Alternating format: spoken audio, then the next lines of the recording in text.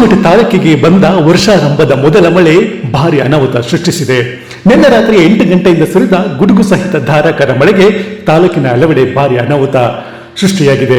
ನಿನ್ನೆ ಬಂದ ಮಳೆ ಒಂದ್ ಕಡೆ ರೈತರ ಮುಖದಲ್ಲಿ ಖುಷಿ ತರಿಸಿದರೆ ಮತ್ತೊಂದು ಕಡೆ ಗಾಯದ ಮೇಲೆ ಭಾರ ಎಳೆದಂತ ಮಾಡಿದೆ. ಯಾಕೆಂದ್ರೆ ನಿನ್ನೆ ಸುರಿದ ಧಾರಾಕಾರ ಮಳೆಯಿಂದ ಅಪಾರ ಬೆಳೆ ಹಾನಿಯಾಗಿದೆ. ತಾಲೂಕಿನಲ್ಲೇ 250 ಎಕರೆಗೂ ಮೀರಿದ ಬೆಳೆ ಹಾನಿಗೀಡಾಗಿದ್ದು ರೈತ ತನ್ನ ಮೇಲೆ ಕೈಯೊತ್ತು ಕುಳಿತುಕೊಳ್ಳುವಂತಾಗಿದೆ. ಕಟಾವಿಗೆ ಬಂದಿದ್ದ ಬಾಳೆ ನೆಲಕಚ್ಚಿದೆ. ಮುಸುಕಿನ ಜೋಳ ನೆಲಸಮವಾಗಿದೆ. ತಾರಕ ಎಡದಂಡ ನಾಲೆ ತುಂಬಿ ಹರಿದ ಪರಿಣಾಮ ನೀರು ತಾಲೂಕಿನ ಜಕ್ಕಟ್ಟಿ, ಆನೆಗಟ್ಟಿ ಹಾಗೂ ಜಿಬಿ ಸರ್ಗೂರ್ ಗ್ರಾಮದ ಜಮೀನುಗಳಿಗೆ ನುಗ್ಗಿದೆ. ಪರಿಣಾಮ ಈ ಪ್ರದೇಶದಲ್ಲಿ ಬೆಳೆಯಲಾಗಿದ್ದ ಶುಂಠಿ, ಕೋಸು, ಬಾಳೆ ಹಾಗೂ ಕಬ್ಬು ಬೆಳೆಗಳೆಲ್ಲವೂ ಸಂಪೂರ್ಣವಾಗಿ ನಾಶವಾಗಿದೆ. ಮಳೆ ಪರಿಣಾಮ ಇಲ್ಲಿನ 250 ಎಕರೆಗೂ ಹೆಚ್ಚಿನ ಪ್ರದೇಶ ನೀರಿನಿಂದ ಆವೃತವಾಗಿದ್ದು ಬೆಳೆ ಸಂಪೂರ್ಣ ನಾಶವಾಗಿದೆ. ಹಲವೆಡೆ ಮನೆಯ ಮೇಲ್ಛಾವಣಿಗಳು ಹಾರಿ ಹೋಗಿದ್ದು ಅನೇಕ ಮಂದಿಗೆ ಸೂರ್ಯ ಇಲ್ಲದಂತಾಗಿದೆ.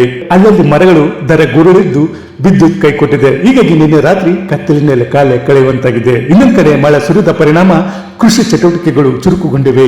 ಮುಂಗಾರು ಫಸಲಿನ ಬಿತ್ತನೆ ಕಾರ್ಯಕ್ಕೆ ಅನ್ನದಾತ ಜಮೀನು ಹದಗೊಳಿಸುತ್ತಿದ್ದಾನೆ. ಹೀಗಾಗಿ ಎಚ್ ಡಿ ಕೋಟೆ ತಾಲೂಕಿನ ಜಮೀನುಗಳಲ್ಲಿ ಟ್ರಾಕ್ಟರ್ಗಳ ಸದ್ದು ಜೋರಾಗಿ ಕೇಳಿ ಬರುತ್ತಿದೆ.